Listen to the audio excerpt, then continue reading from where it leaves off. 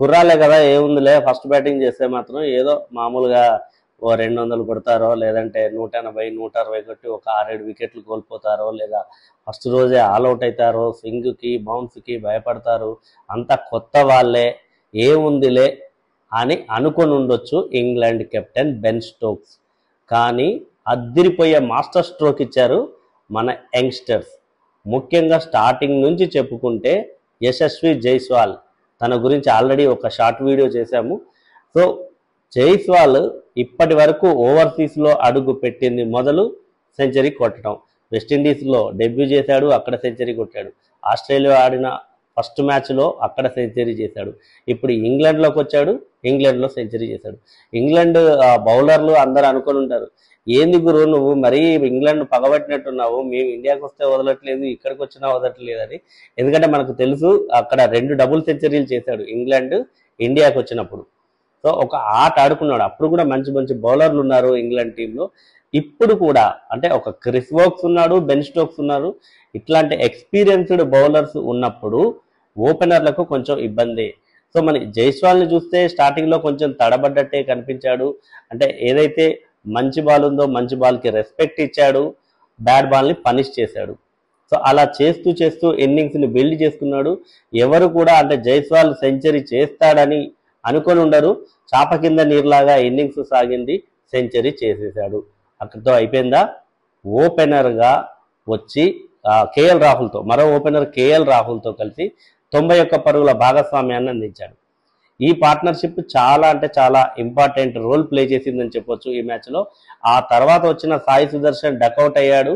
So తనకు bad luck అనే చెప్పొచ్చు. ఒక డెబ్యూలో డ్రీమ్ డెబ్యూ అయితే కాలేదు, ఇంకా రెండో ఇన్నింగ్స్ ఉంది. మరి రెండో ఇన్నింగ్స్లోనైనా తన తప్పుల్ని కవర్ చేసుకొని మళ్ళీ బాగా ఆడాలని అయితే మనము కోరుకుందాము. నెక్స్ట్ సాయి సుదర్శన్ అవుట్ అయిన తర్వాత కెప్టెన్ శుభ్మన్ గిల్ వచ్చాడు. ఇక గిల్ అండ్ జైస్వాల్ కాంబినేషన్ అయితే సూపర్ అదుర్స్ అని చెప్పొచ్చు. ఈ ఇద్దరు కలిసి ఇంగ్లాండ్ బౌలింగ్ అయితే మంచినీళ్ళ ప్రాయంలాగా చేశారు. ఇద్దరు స్ట్రైక్ రొటేట్ చేశారు, బౌండరీలు కొట్టారు.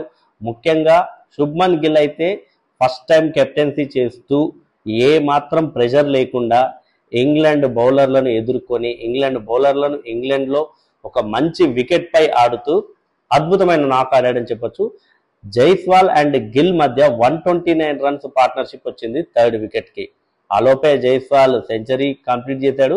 ఆ తర్వాత గిల్ అండ్ రిషబ్ పంత్ ఈ ఇద్దరు కూడా అద్భుతంగా ఆడుతున్నారు, ఇప్పటికి నాట్అవుట్గా ఉన్నారు. గిల్ అయితే సెంచరీ చేసి రికార్డ్ క్రియేట్ చేశాడు. అంటే కెప్టెన్గా తొలి మ్యాచ్లోనే సెంచరీ చేయటం. గతంలో విరాట్ కోహ్లీ చేశాడు, అతను కూడా నెంబర్ 4లో ఆడాడు విరాట్ కోహ్లీ. మరి కెప్టెన్గా తను కూడా సెంచరీ చేశాడు, టీంని సక్సెస్ఫుల్గా లీడ్ చేశాడు. మనకు తెలుసు విరాట్ కోహ్లీ ఎంత సక్సెస్ఫుల్ కెప్టెనో టీమిండియా తరఫున. మరి అదే బాటలో నడుస్తున్నాడు శుభ్మన్ గిల్. అలాగే రిషబ్ పంత్ గురించి అయితే అసలు నిజంగా ఎలా ఆడుతున్నాడంటే, అతనికి మనకు మామూలుగా డైలాగ్స్ ఉంటాయి కదా, నీకు అలుపు వస్తుందేమో కానీ నాకు ఊపు వస్తుంది అని. అసలు టెస్ట్ క్రికెట్ అనగానే రిషబ్ పంత్కి ఊపు వస్తుంది. బౌలర్ ఎవరా చూడడు, సిచ్యువేషన్ ఏంటా చూడడు. తనకు నచ్చినప్పుడు షాట్ కొడతాడు, తనకు నచ్చినప్పుడు డిఫెన్స్ ఆడతాడు. బౌలర్ ఏ మాత్రం ఎక్స్పెక్ట్ చేయడు. బెన్ స్టోక్స్ అండ్ రిషబ్ పంత్కి మధ్య కూడా ఒక మంచి కాంటెస్ట్ అయితే నడిచింది. తనని ఫస్ట్ అంటే ఫేస్ చేసిన సెకండ్ బాలే ఫ్రంట్ ఫుట్ వచ్చి అలా 4 బౌండరీకి తరలించడం. సో ఇది బెన్ స్టోక్స్కి అయితే బాగా అంటే తనకు అనిపించి ఉండొచ్చు, ఏంట్రా బాబా అసలు నువ్వు ఇట్లా ఆడుతున్నావు, నీకేం భయం లేదా అని. ఇట్లాంటి డైలాగ్స్ అన్ని ఇంగ్లాండ్ బౌలర్లకు అయితే ఈ రోజు మొత్తం అనుకుంటూ ఉంటారు. ఎందుకంటే ఇన్నింగ్స్ చివరిలో కూడా కొత్త బాల్ రెండోసారి తీసుకున్నారు. అంటే ఫస్ట్ ఎట్లాగో కొత్త బాల్ వస్తుంది, ఆ తర్వాత మళ్ళీ కొత్త బాల్ తీసుకున్న తర్వాత ఇంకా రెచ్చిపోయాడు రిషబ్ పంత్. చివరి ఓవర్ ముందు ఓవర్ కూడా క్రిస్ వోక్స్ బౌలింగ్ లో ఆ ఫ్రంట్ ఫుట్ వచ్చి కొట్టిన 6కి అయితే అసలు నిజంగా ఇంగ్లాండ్ బౌలర్లకు ఫీజులు ఎగిరిపోయాయి. ఏంట్రా బాబు అసలు నువ్వు ఇట్లా ఉన్నావు, నీకు అసలు టెస్ట్ క్రికెట్ అంటే భయం లేదా ఏంటి అని అనుకుని ఉండొచ్చు. ఆ రేంజ్ లో ఆడాడు రిషబ్ పంత్, ఆడి హాఫ్ సెంచరీ పూర్తి చేసుకున్నాడు. తొలి రోజు ఆట ముగిసే సమయానికి 359 రన్స్ చేసింది 3 వికెట్ల నష్టానికి టీమిండియా. మరి రెండో రోజు కూడా ఇదే ఊపు కొనసాగించి రిషబ్ పంత్ కూడా సెంచరీకి దగ్గర అవుతాడా, సెంచరీ చేస్తాడా అనేది అయితే కొంచెం ఇంట్రెస్టింగ్ గా ఉంటుంది. ఎందుకంటే మనం రిషబ్ పంత్ని అయితే ప్రెడిక్ట్ చేయలేము. సో పిచ్ కూడా అనుకూలంగా ఉంటే మనకు ఒక మంచి అంటే లైటింగ్ ఉండి, మా సూర్యారావు కూడా వస్తే అంటే సూర్యుడు కూడా వచ్చి మంచి బ్రైట్నెస్ ఉండి పిచ్ కూడా సహకరిస్తే ఇండియాకి 600 స్కోర్ చేశారని చెప్పాం మనం గత వీడియోలో. 2002లో రాహుల్ ద్రావిడ్ అండ్ సచిన్ టెండూల్కర్ అండ్ సౌరవ్ గంగూలీ ఈ ముగ్గురు సెంచరీలు చేసి ఇదే లీడ్స్ లో ఫస్ట్ ఇన్నింగ్స్ లో 628 రన్స్ చేశారు, 8 వికెట్లు కోల్పోయి. మనం దీని గురించి ఇంతకు ముందు వీడియోలో మాట్లాడుకున్నాము. మరి అదే వీళ్ళు ఏమన్నా రిపీట్ చేస్తారా ఈ యంగ్ టీమిండియా అనేదైతే మనకు చాలా ఇంట్రెస్టింగ్ గా అనిపిస్తుంది. మరి ఏం చేస్తారనేది అయితే చూడాలి. డే 2 అయితే ఒక మంచి వికెట్ ఉండే ఛాన్స్ ఉంది.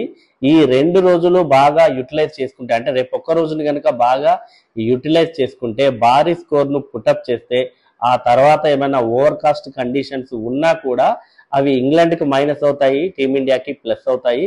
కాబట్టి ఈ పట్టు వదలకుండా లీడ్స్ లో శుభ్మన్ గిల్ అద్భుతంగా లీడ్ చేస్తున్నాడు.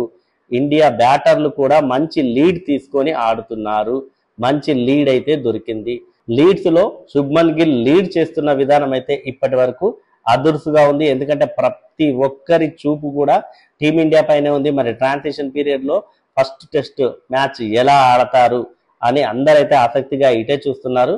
వాళ్ళందరికీ ఒక మంచి సమాధానం అయితే ఇస్తున్నారు టీమిండియా బ్యాటర్లు. మరి ముందు ముందు ఏం జరుగుతుందో చూడాలి.